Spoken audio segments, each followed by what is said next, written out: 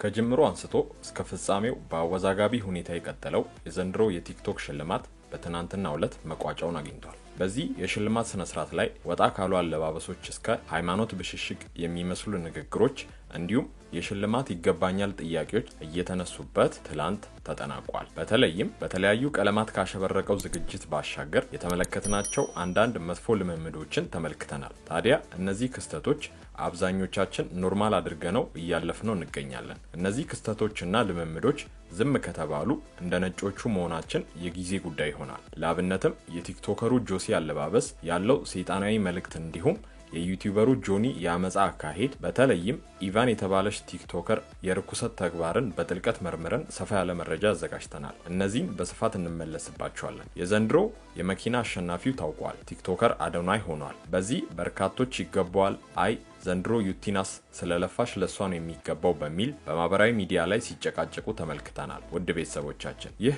የዘንድሮ የመኪና ሽልማት ለአዶናይ ይገባዋል ከሚሉት ወገን ወይስ ከዩቲ ወገን ናችሁ? ሐሳባችሁን በጨዋነት ኮሜንት ላይ አጋሩን። ከዚህ በተጨማሪ ስለ ዘንድሮ ቲክቶክ ክሬቲቭ አዋርድ ያልተሰሙ አዳዲስ መረጃዎችን ይዘን ቀርበናል። እስከ መጨረሻው በመቆየት በርካታ መረጃዎችን ያድምጡ። ለቻናሉ እንግዳ ከሆኑ ሰብስክራይብ በማድረግ ቤተሰቡን ቪዲዮን ላይክ እና ሼር በማድረግ ጀምሩ እያለን በቀጥታ ወደ ዝርዝሩ እናልፋለን።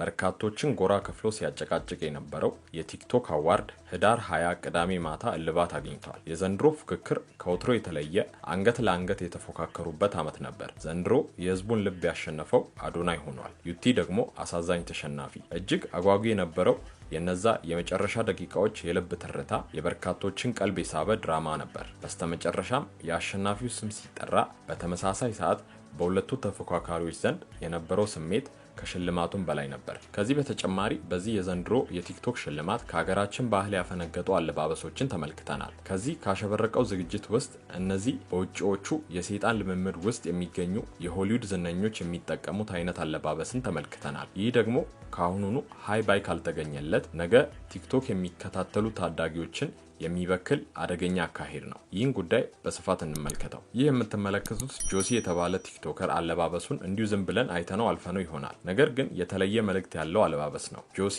ሆን ብሎ አሊያም ሳያውቅ አሰርቶት ሊለብሰው ይችላል። ወይንም የዚህ ልብስ ዲዛይነሮች ሳያውቁት ለየት ስላለ ብቻ የሰሩት ልብስ ሊሆን ይችላል። ግን ይህንን ልብስ ማን እንደሚጠቀመው እናሳያችሁ። ይህ የምትመለከቱት የሆሊውድ ዝነኛ ሲሆን ስሙም ቢሊ ፖርተር ይባላል። ቢሊ ፖርተር የአሜሪካ አርቲስት ነው። እርሱ በተለየ ከፍተኛ ተከፋይ ተዋናይ ነው። የሙዚቃ ተዋናይ እንዲሁም የፋሽን አዳዲስ ስራዎች ውስጥ የሚገኝ ታዋቂ ሰው ነው። ፖስት ተብሎ የሚታወቀው የቲቪ ስርጭት ላይ የአርኬ አርቲስት እንደ ዋና ተዋናይና የተለየ አዳዲስ ፋሽን ስታይል ተዋናይ ነው። በቶኒ አዋርድ እና ኢሚ አዋርድ ላይ የተሸለመ ስመገናና አርቲስት ነው። እርሱ የኤልጂቢቲኪው መብት እና ይህን የሚደግፉ የተለያዩ ፋሽን ስታይሎችን አስተዋዋቂ ሰው ነው። ይህ ማለት ይህን ርኩሰት የተሞላበትን የተመሳሳይ ጾታ የሚደግፍ እንዲሁም በዚህ ነገር ውስጥ ያለፈ ከዚህም አለፍ ሲል ለዚህ ቆሻሻ ነገር መብታቸው እንዲከበር የሚሰራ ሰው ነው። በአጠቃላይ በፖፕ እንዲሁም በፋሽን በቴሌቪዥን ዘርፍ ውስጥ ታዋቂ ሰው ነው። ታዲያ እነዚህን እና መሰል አልባሳትን የሚጠቀመው ለዚህ ሰይጣናዊ ድርጊት ግብረ ሰዶማዊነትን ለማስተዋወቅ የሚጠቀም አደገኛ ሰው ነው። እንግዲህ ጆሲ በማወቅ ሆነ ባለማወቅ ይህንን የሶዶማውያንን አለባበስ በመልበስ ተገኝቷል። ምን ይሄ ብቻ! ሊን ናክስ የተባለ ሌላኛው የሆሊውድ ዝነኛ የዚህ መጥፎ እንቅስቃሴ አቀንቃይ ነው። ሊን ናክስ የአሜሪካ የመዝሙር ተዋናይና ታዋቂ የሙዚቃ አርቲስት ነው። እርሱ በተለይ ከፍተኛ ታዋቂነት በማስገባት በኦልድ ታውን ሮድ የተለየና ምርጥ የሆነ የአሜሪካ የሙዚቃ ተዋናይ አርቲስት ነው። እንዲሁም በካውንትሪ ራፕ ፖፕ ዘርፍ ተለዋዋጭ የሆነ ሙዚቃ ይሰራል። የኤልጂቢቲኪው አካልና እንዲሁም በዚህ መልኩ በህዝብ መካከል የታዋቂነት ተዋጽኦ አለው። በዘመናዊ ፋሽን እና ማህበራዊ ጉዳይ ላይ ምልክት የሆነ አርቲስት ነው። በጣም ታዋቂ በሆነ ከፍተኛ ፋሽን እና የሙዚቃ ተግባር ስሙ ይያያዛል። ስለዚህ ሊል ናክስ ልክ እንደ ቢሊ ፖርተር ሁሉ የነዛ ቆሻሾች የግብረ ሰዶማውያን አባል ነው። እነዚህ ቆሻሾች ሲያሻቸው የወንድ ለወንድ የሴት ለሴት ግንኙነት እንደ ተፈጥሯዊ ልምምድ በማድረግ መብት ሲሉት እንኳን ፈጣሪን የማይፈሩ አረመኔዎች ናቸው። ሃይማኖት የሌላቸው ፈጣሪን የማይፈሩ ብኩኖች ናቸው። ታዲያ ይህን ቆሻሻ ተግባራቸውን ለማስተዋወቅ የተለያየ አጋጣሚዎችን ይጠቀማሉ። በተለያዩ የሽልማት ስነ ስርዓቶች ላይ፣ የፊልም ምርቃቶች ላይ እንዲሁም ፋሽን ሾዎች ላይ ለዓለም ያሳያሉ። ባለማወቅ ሆነ በማወቅ ይህንን የሚያዩ የሀገራችን ዝነኞች ይህን አይነት አለባበስ በመልበስ ይከሰታሉ። በነዛ በውጮቹ ቆሻሾች ወጥመድ ውስጥ ይገባሉ። ጆሲም ትላንት ይህን የሰዶማውያን ምልክት የሆነውን ልብስ በመልበስ ታይቷል። ውድ ቤተሰቦቻችን እኛ የማንንም ስም የማጥፋት ዓላማ የለንም። ነገር ግን በማወቅ ሆነ ባለማወቅ ወጣቱ ትውልድ በነጮቹ ወጥመድ ስር በመግባት እየጠፋ ይገኛል። ከዚህ ከሰይጣን ወጥመድ በመትረፍ ሀገራችንን ለማዳን የነዛን የቆሻሾችን የግብረ ሰዶማውያንን ስድብና ዛቻን ሳንፈራ ዘውትር ሳንሰላች የምንሰራውም ለዚህ ነው። ጆሲ ወጣት ጎበዝ ልጅ ነው። ቲክቶክ ባመጣለት እድል በመጠቀም የራሱንና የቤተሰቡን ህይወት የቀየረ ታታሪ ልጅ ነው። ለዚህም አውቆ ይሁን ሳያውቅ አሊያም በዲዛይነሮች ስህተት ይህን አድርገዋል። ሌላው ደግሞ የዚች ኢቫን የተባለች ቲክቶከር አለባበስ ነው። ከ600,000 በላይ ተከታዮች ያሏት የቺ ቲክቶከር በትናንትናው ዕለት የለበሰችው እጅግ ያፈነገጠ አለባበስ አንዱ ነው። ይህች ቲክቶከር ለእርቃን ሩብ ጉዳይ የሆነ አለባበስ ይዛ መጥታለች። ሚሊየንስ ነው ያው ሁሌ ግልጽ ነው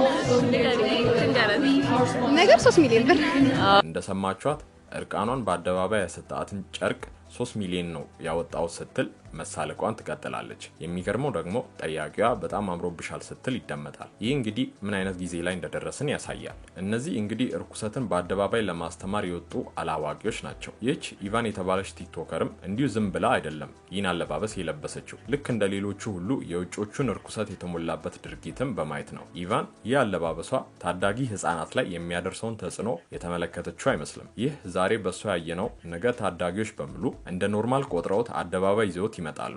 ታዲያ አደባባይ ላይ እንደ ነጮቹ ላለመርከሳቸው ምን ዋስትና አለ?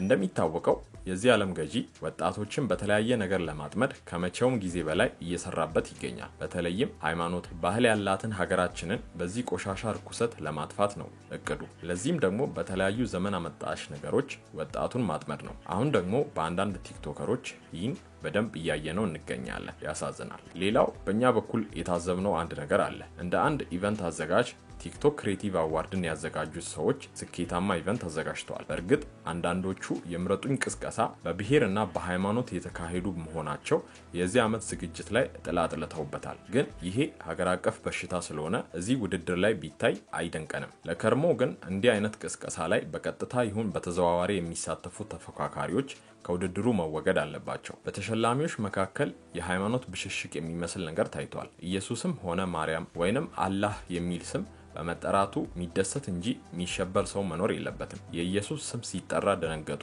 የማርያም ስም ሲጠራ አኮረፉ የሚል የላሸቀ ብሽሽቅ ውስጥም መግባት አያስፈልግም። ነገር ግን ገና ከጀምሩ ነገሩ ወደ ሃይማኖት ስለዞረና ሃይማኖታዊ ነገር መናገር ስለሆነ ወደዚያው ሄደዋል። በሀገሩ የተንሰራፋው የህዝበኝነት በሽታ ውጤት ነው። ስለ ኢየሱስና ማርያም ወይንም አላህ መጠራት ለብሽሽቅ መዋሉ ተገቢነት የለውም። እንዲህ አይነት ብሽሽቅ ለዕለቱ ክርክር ይጠቅም ይሆናል እንጂ በማንም ላይ ምንም የሚጨምረው ዋጋ የለም። ህዳር 20 በተካሄደው በዚሁ የቲክቶክ ሽልማት ላይ ከላይ እንዳሳየናችሁ አሳዛኝ ክስተቶች እንዳሉ ሁሉ አንዳንድ መልካም መልእክቶችም ነበሩት። በአውቶሞቲቭ ዘርፍ የምትገኘውና በተለያዩ ሚዲያዎች የምናውቃት ኢክራም ያስተላለፈችው መልእክት በእውነቱ አሁን ያለውን ነገር በስፋት የሚገልጽና አስተማሪ ሆኖ አግኝተነዋል። ለዚህም እናመሰግናለን።